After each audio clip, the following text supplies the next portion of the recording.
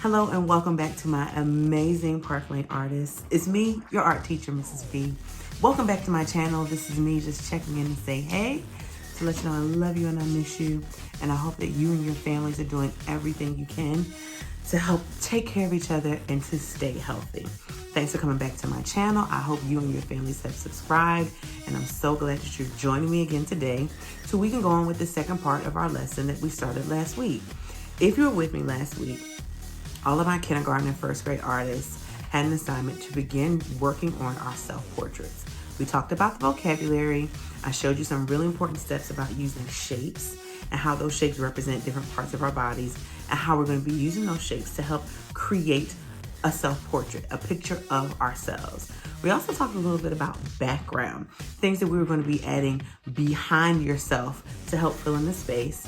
And even for my first graders, we started talking a little bit about pattern, but my kindergartners are welcome to join in that part of our project as well. So before we get started, we're going to go over a few vocabulary words, go back and check what we did last week, and then we're going to move on to the second half of our project. Are you ready? Good, let's get started. Okay, artists, so before we begin with the second part of our project, let's review some of the vocabulary that we talked about last week. One, the biggest one was self-portraits, is a picture of yourself. My kindergartners, we talked about shapes and the type of shapes we're going to be using to help create the shapes for our bodies. We talked about the background, that's all the things that are going to be behind your person, your self-portrait. And we talked about size. Sometimes things need different sizes, small, medium, and large sizes that fit for your body, fit for proportions, which is a pretty big word that we'll get to later on in your studies. And we also talked about the standard of demonstrating and understanding safe and appropriate materials, the use of materials, tools, and equipment for a variety of artistic practices and processes. My first graders, we included all those vocabulary words too, but we also included pattern because we're going to be using some of those patterns. Those are repeated lines, repeated images as part of your artwork. And we talked about lines, how we're going to be using different types of lines to help us create different types of shapes, different elements of our backgrounds, and different types of lines to make our pattern. And we also had a very similar standard demonstrating and understanding the safe and appropriate use of materials, tools, and equipment for artistic processes. So this is the piece of artwork that I started with you last week. And for the second part of this project, we are going to continue adding details. So that means any of the small things that I want to add to my artwork, to my self-portrait, I'm going to think about what I want to add to myself. I think I want to put on a Park Lane shirt. And these little things are called details. These are the small pieces that help make your artwork more interesting, help make your artwork more personal, help make your artwork more creative, even help you like your artwork better. I think I'm going to add a few more fluffs of leaves back here into my trees. These are the details that I'm adding. I think I'm going to add some lines of texture to my tree, into this other tree over here. You know, it's getting pretty nice outside, so I wanted to draw myself outside. So I'm going to use some broken lines to draw some texture for grass. Again, adding details to my drawing before I start worrying about adding color. What else do you guys think I can add? Maybe pockets to my pants. Maybe laces to my shoes. Maybe a bird, a little bird. Remember we talked about size? If I drew a little bird back here, it makes it look far away. If I draw an even smaller bird, it makes it look even farther. And let's think, what else can I add? I think I'll add a couple of windows and drawing behind myself in the background to my house back here. Get to my tree and stop. I'll lift up, go over. And I'm going to draw a big door, and this house is a little bigger. See how I'm drawing behind my tree? That lets you know it's in the background. I'm drawing up here. I'll draw a big wide window. Maybe this is like a store back here. I know we have some stores in our neighborhoods, right? Cool. So you take a few seconds to think about what else you want to add and what other details you want to add to your background. While you're thinking about it, I'm going to show you what you can do next. One of the next parts of our project, as always, is to begin to add color.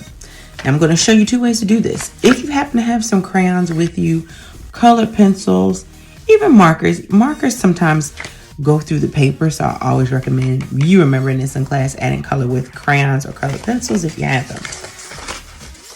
And if you do have them, feel free to think about what colors you want to add to the background. Now, you as an artist, you can make your background any color, but I think I'm going to make my sky blue.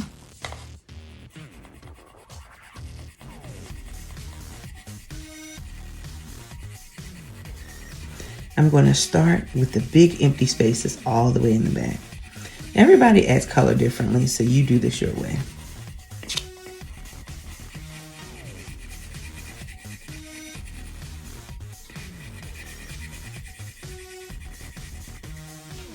But if you don't have crayons and you have pencils or you have anything else, let me show you how to add color.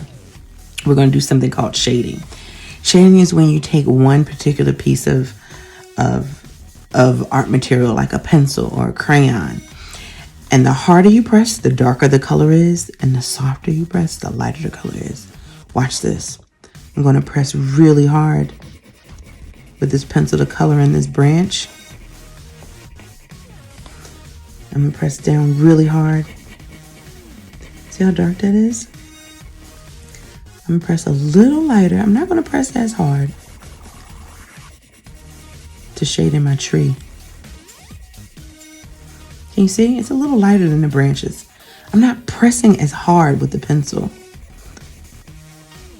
And then I'm going to press even lighter when I want to add some color to the tree. So I want you to practice this. Even if you don't have a lot of colors with you, you can take 2 or 3 of what you have.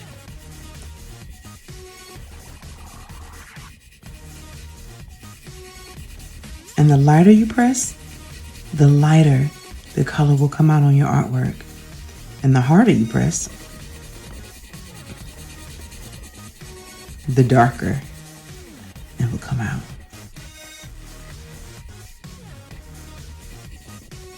This is a big word called value. I'm going to teach you guys this now. Value is the lightness and the darkness of colors. So I have a lighter value of this pencil color here, this gray, and I have a darker value. So you could change the value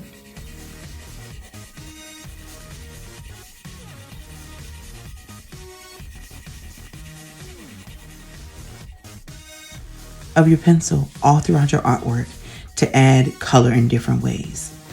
What do you think?